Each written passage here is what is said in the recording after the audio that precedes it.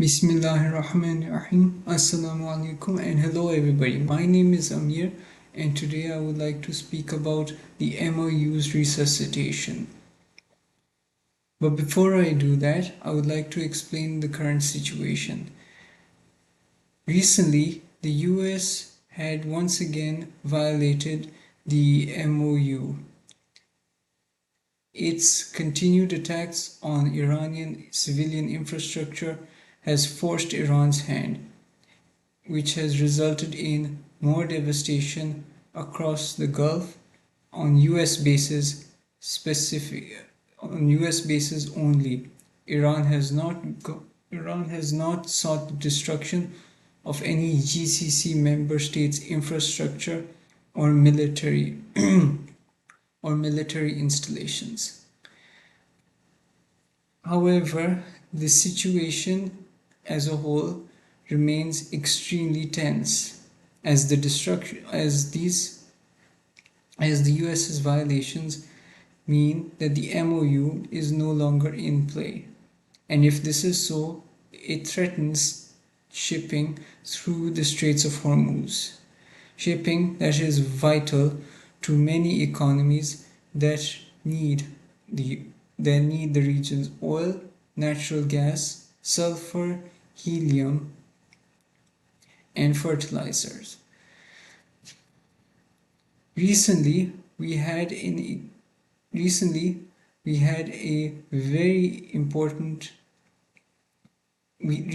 saw China make its move on the situation.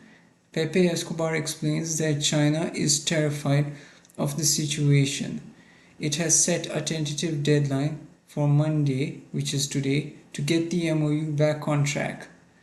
These are not new negotiations. It is first aid for the MoU. This explains the last-minute trip of Pakistani Minister of Foreign Affairs Muhammad Ishaq to China, where he met China's Minister of Foreign Affairs Wang Yi. The MoU's revival will indeed be a Herculean effort. It should not be forgotten that the US has not committed to a single one of the 14 points in the MoU.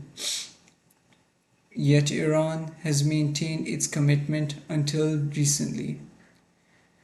And as for planning in the event of the absence of the MoU, Iran opts to run the clock, for now at least, as the US drains its oil reserves in both military operations and without any sort of rationing throughout the US economy, in an attempt, vainly so, to maintain the impression that the US still has oil reserves that will last for months, even though in truth this will not be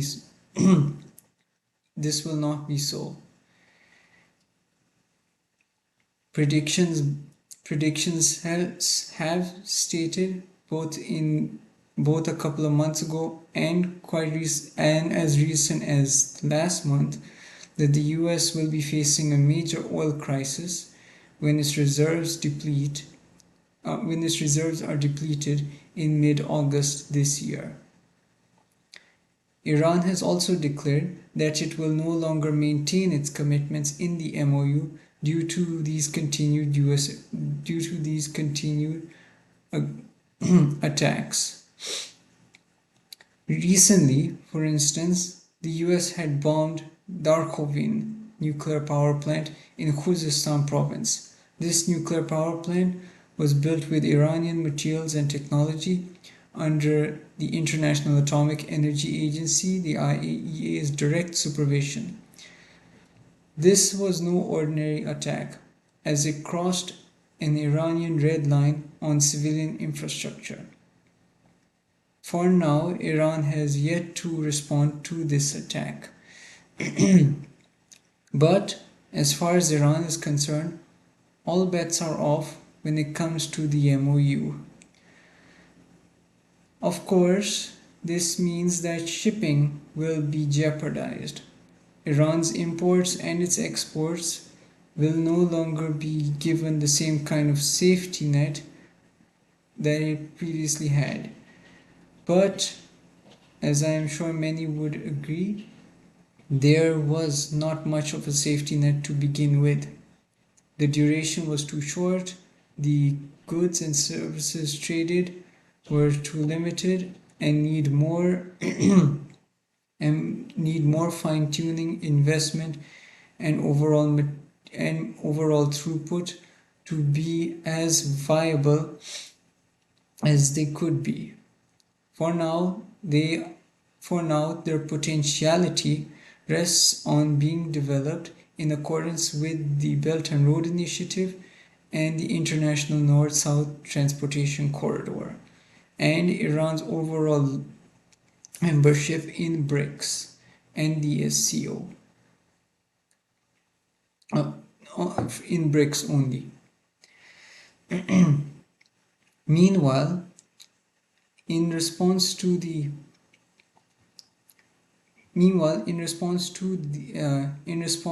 situation, Pakistan had issued its first red line that any attack on Saudi Arabia is an attack on Pakistan.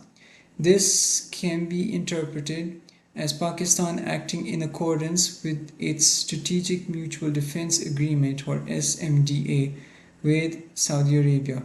In the background, Pakistan will continue to maintain its ties with Iran. Iran is not placing any pressure on Pakistan as mediators. Meanwhile, the US is, as it seeks to use Pakistan as a way to bring Iran back on the table. Such seductions and issuances or even threats will not work on either Iran or Pakistan. They both know that the US will eventually be forced to leave the region.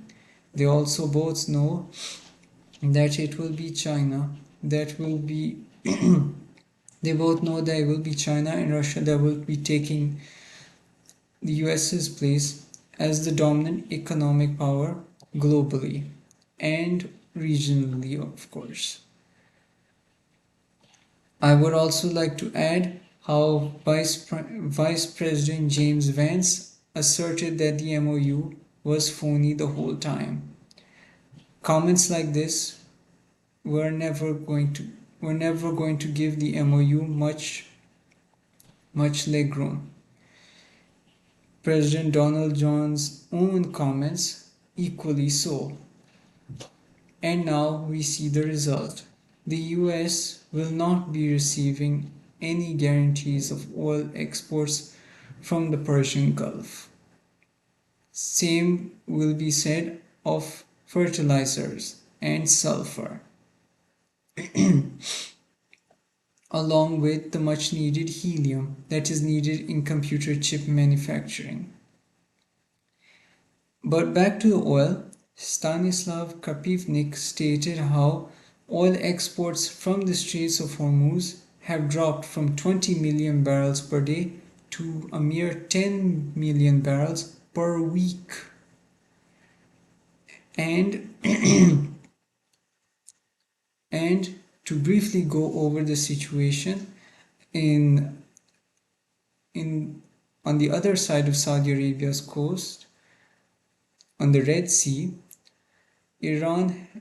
Pepe Escobar stated that Iran had requested Ansarullah to avoid closing the Bab el-Mandeb for now. This implies that Iran is trying to... this is Colonel Jakpot, who stated that Iran requested Ansarullah to avoid closing the Bab el-Mandeb for now. Of course, this implies that Iran is trying to keep the Arabs on side, as it connects with how the IRGC had recently thanked Jordanians for their assistance in locating key targets in US bases, targets that were later on hit quite recently. I will go over the situation in Yemen shortly after a while, but I would like to add my own experiences that were that could only I would like to add my own experiences. Nearby, I live near where I live, there is a Petro Canada, and every time I come and go for groceries, which takes 40 minutes, the price of which goes up every 10 cents. This has been happening for the last month or month and a half. For the last month and a half. Before this, during the peak of the second imposed war, prices would fluctuate between $1 and $5. I was prompted to relay these experiences because Larry Johnson just relayed his own. He noted how when he was refueling at his nearby petrol station, 2 cents were added to his total while he was refueling. I can imagine similar instances of hyperinflation were seen throughout the US and other places that are also experiencing fuel shortages or the or hyperinflation in general due to the lack of cheap energy from the Persian Gulf. But back to Ansarullah. Pepe Escobar explained that one cannot say with 100% certainty that Saudi Arabia bombed Sana'a International Airport. This could have been a false flag or a rogue actor, for instance. And Yemen was waiting for such an attack. As for the background, a Yemeni delegation was waiting for an Iranian airliner to take them to Grand Ayatollah Ali Khamenei's funeral because the last 3 Yemeni passenger planes were bombed by Israel a few years ago. The transit itself marked the first time the 11-year blockade on Yemen imposed by Saudi Arabia had been broken. The second Iranian airliner was their return flight. Their destination, Sana'a International Airport, was bombed. The airline was diverted to Al Hodeidah, which was also bombed by the US during Operation Prosperity Guardian. Its runway had been repaired a few days before the airplane landed, without incident. Now Pepe asserts that the most probable explanation was that Sana'a International Airport was bombed by Yemen's Presidential Leadership Council. This is a remnant of the Saudi-backed puppet government that is now based in Aden after defeating the Southern Transitional Council in January 2026. The PLC does not have an air force or ballistic missiles, and Ansarullah confirmed that the fighters took off from Saudi Arabia, which of course implies that the PLC had called in for Saudi assistance. In retaliation, Ansarullah bombed a Saudi military and civilian airport. This terrified Saudi Arabia, and if it truly was the Saudi government, and by extension the Al Saud family that had issued the strike, then it had cornered itself. This is the last thing they need, as they are busy maintaining a now deteriorating MoU and creating a new security architecture for Southwest Asia when the US finally vacates the area. And it should also be remembered that any such derailments, any such aggressive actions in spreading conflict across the region will no doubt derail any peace processes with any peace processes between Iran and the US. It also means Sana'a International Airport's bombing also means the destruction of a working ceasefire that was struck with Ansarullah in 2022. As I had stated before, it is not clear why Saudi Arabia did this. When Pakistan inquired, Saudi representatives only responded with, "It will now stand down." Pepe Escobar warns that if Saudi Arabia does not actually stand down, it will jeopardize its relationship with Pakistan too.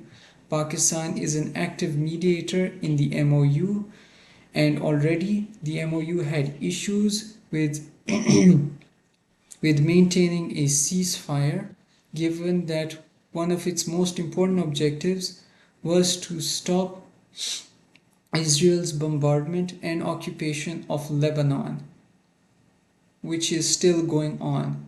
Any expansions of the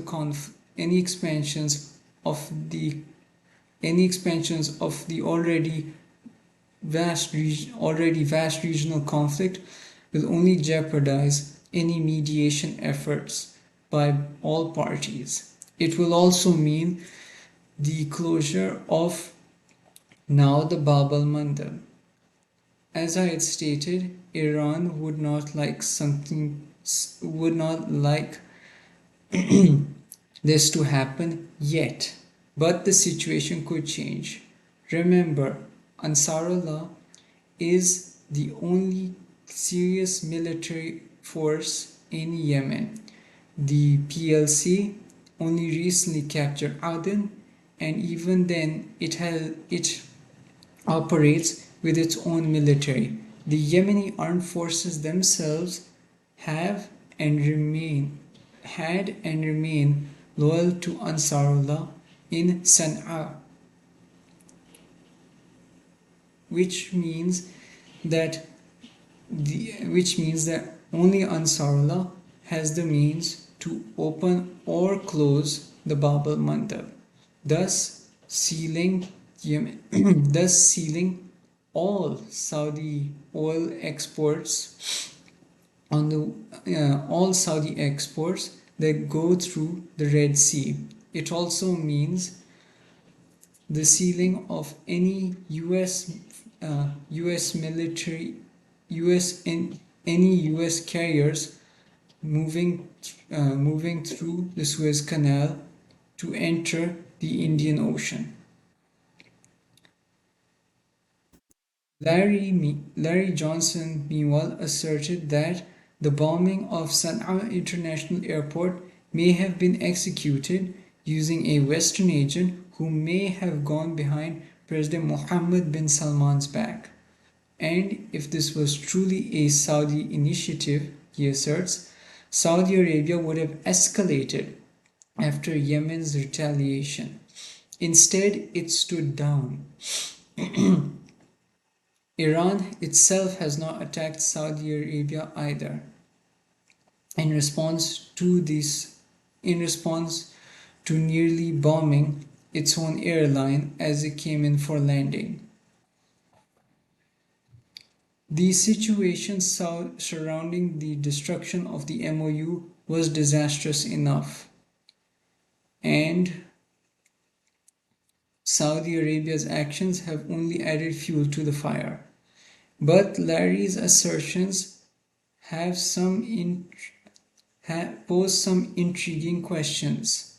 If this agent did truly go behind President Mohammed bin Salman's back, it would strengthen the claim that the House of Saud is not as united as it seems, with factions vying for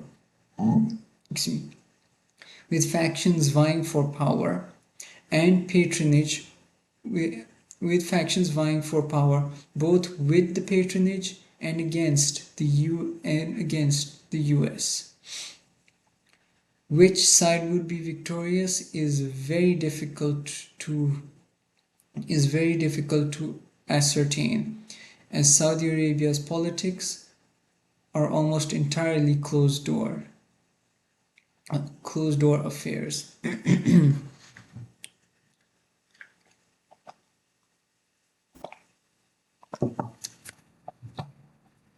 It should be remembered that Saudi Arabia stands to gain a lot from cooperation with BRICS and the SCO.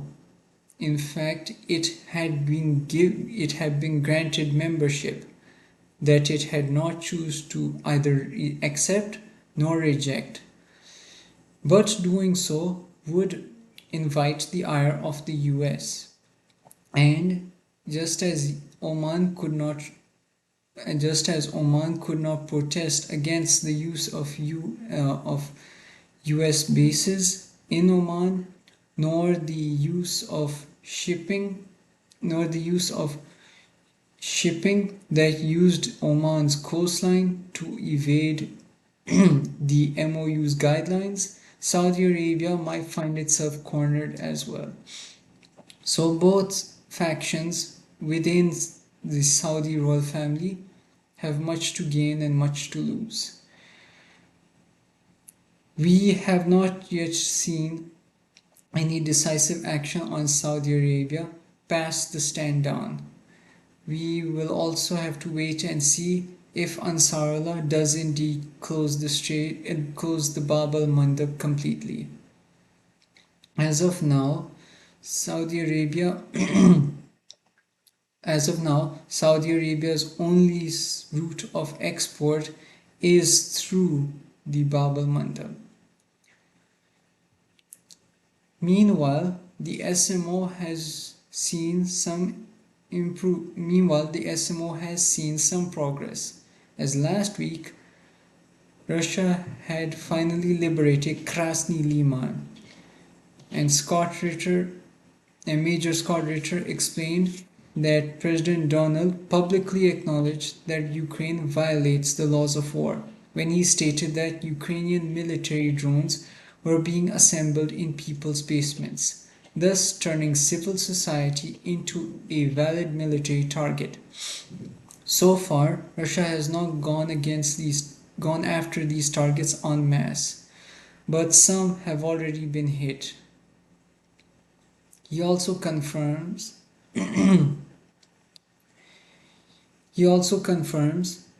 that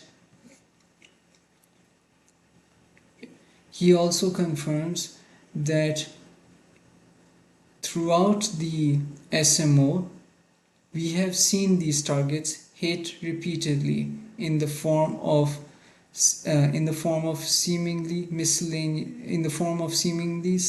civilian targets.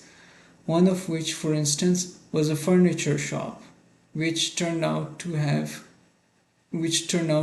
drone manufacturing facilities beneath it.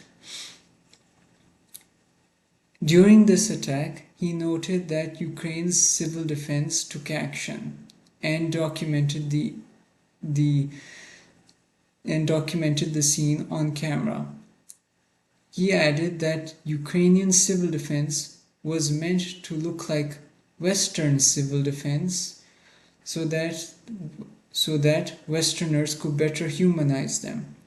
Their emergency vehicles look the same, the fire trucks look the same, so it would be easier to humanize them. Meanwhile, further east in Donetsk or Luhansk cities, Russian civil defense operates round the clock to repair any damage caused by the armed forces of Ukraine. Therefore, they look far different, and thus making it somewhat difficult to humanize for Westerners. This is an important propaganda ploy. It is meant to make Westerners empathize with the Ukrainians simply at face value without asking more fundamental questions. I remember, for instance, a few years ago, how California was affected with some of the worst wildfires it had ever experienced. The whole time, people were asking for, the whole time, Americans were asking for assistance from their own firefighters and were positively infuriated when they had discovered that almost all of it had been donated to Ukraine, leaving the citizens at leaving the citizens at peril. Similar instances of Similar instances have already played out in terms of military surplus. The West had already provided a lot of military equipment to Ukraine. First starting off with surplus Warsaw Pact equipment, and then turning to more conventional, and then turning to more Western equipment like the HIMARS, the M270, the MIM 105 Patriots, and the M77 howitzers. So far, these and many other pieces of equipment that were either sold or donated to you, that were either sold or credit, that were either loaned or donated to Ukraine, proved to be a poor fit for the conflict of the SMO, given how drones now play the main now take up amongst now form the most they given that drones create some of the highest casualties on the battlefield. This does not mean that artillery has been sidelined. On the contrary, Russia continues to utilize artillery as well as many other conventional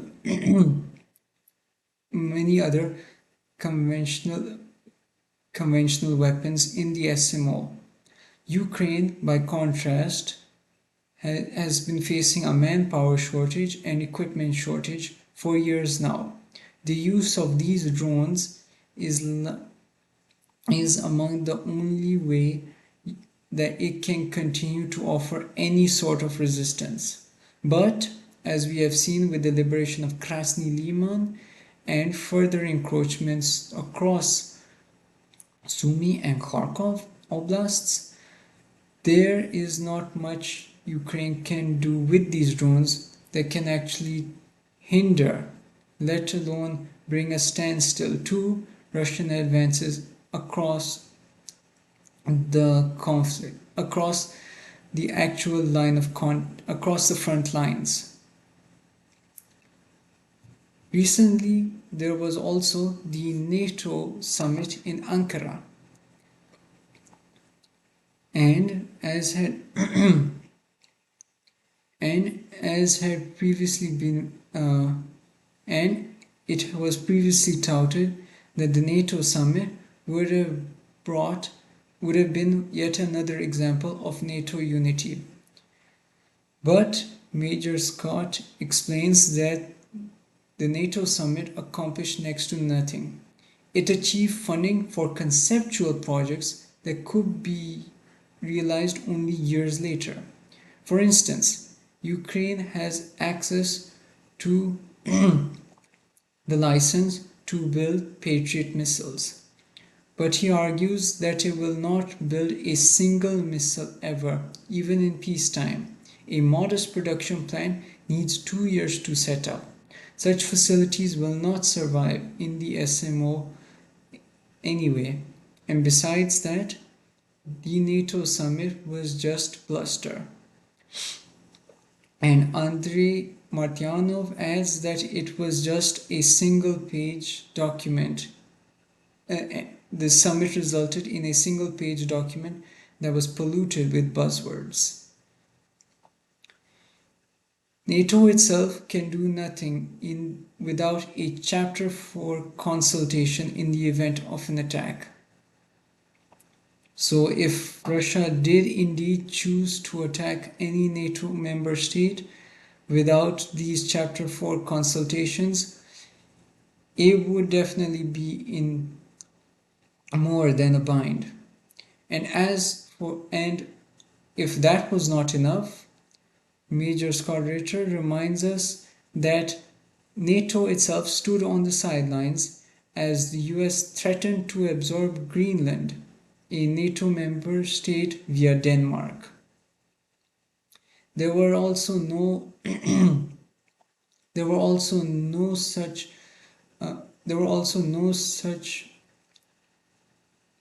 statements from NATO telling the US to back down when it did the same with Canada.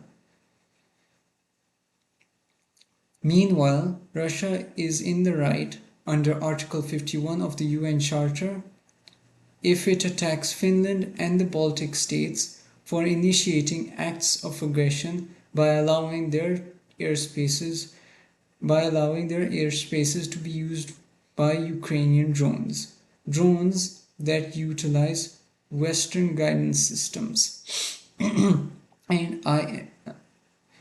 NIS and intelligence.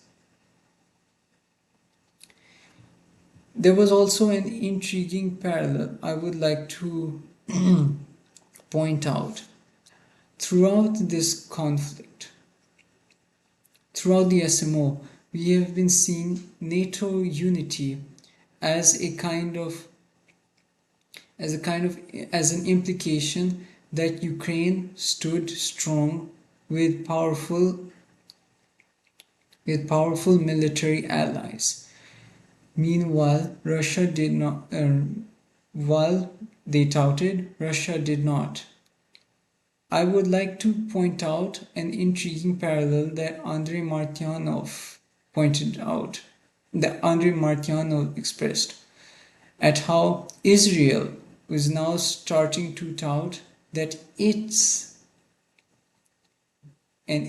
has found a new ally in India.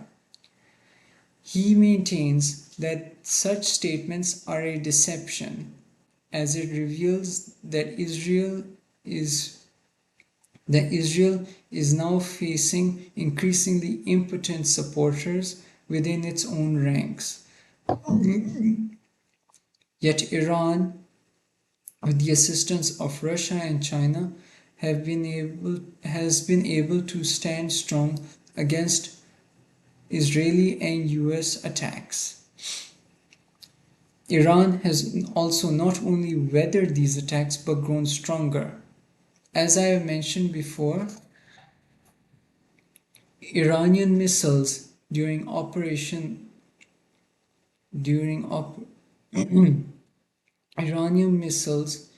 2025 during Operation Rising Lion used to use GPS coordinates to hit their targets. The US had spoofed these missiles by issuing somewhat contradictory GPS coordinates. In the end, this forced Iran to switch to China's Baidu system, which resulted in much more accurate targeting that could not be spoofed by the US and Israel. And to wrap the whole thing up, I would like to add that the US is indeed running out of time. As I had explained before, the US does not have much room. By mid-August, there will be the US will have no oil, and any attempts to continue to stray from the MoU will not conform to their plan for time with Iran. given that the US needs oil from the Persian Gulf that it no longer has to even continue operations during these continue operations through its air force and navy. It needs it needs much more it needs more oil to continue these operations. And yet the US has desecrated their only dignified exit from the SMO. So the US now stands without both a diplomatic or a military option that does not result in its own destruction. That does not result in its own defeat. I have also stated that Iran has many cards to play. In many cards to play, given that it can play for time, it can launch its own retaliations, or it could vacate the Nuclear Non-Proliferation Treaty. So far, they have not made a move to any of these decisively. So we will have to wait and see what the new government under Grand Ayatollah Mujtaba Khamenei plans to do for the rest of the imposed war. We will see what their attitude towards the revival of the MoU will be as well.